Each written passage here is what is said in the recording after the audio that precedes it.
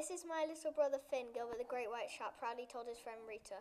Mum says he can come to the park with us. We can teach him all our games. But he's too small to play with us, Rita grumbled. He'll spoil everything. No, he won't, Gilbert grinned. We'll have great fun together. Come on. Gilbert took Finn by his fin and they all swam off to the park.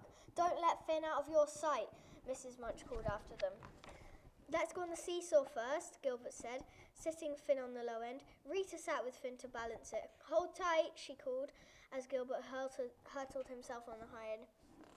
Thump. The seesaw hit the seabed.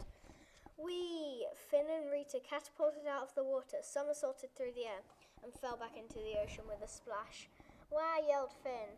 Finn's too small for this game, Rita told Gilbert. How about a game of Finnball? Gilbert placed an empty sea urchin in front of his little brother. Now whack it with your tail, he said. Finn flapped his tail with all his might, but he couldn't hit the urchin. Wah! He yelled. Never mind, Gilbert told him. I'll flick it to you. Try stop it. But be careful, Gilbert, called Rita, but it was too late. Gilbert flicked the urchin with his tail and thunk. The urchin hit Finn in the tummy. Wah! He yelled as he was bowled over and over and over. Finn's too small for this game too, Rita said. You're right, Gilbert sighed. We can't play any of our old games with Finn.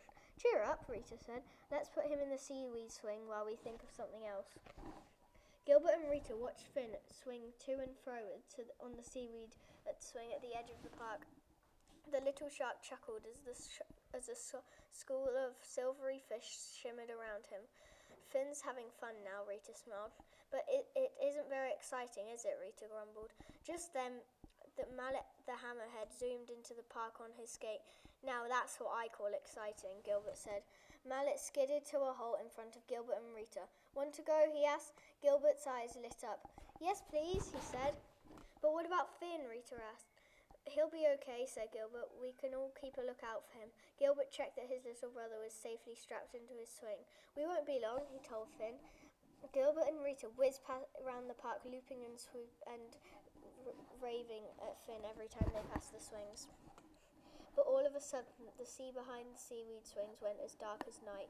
The school of fish scattered into a shower of sparkles.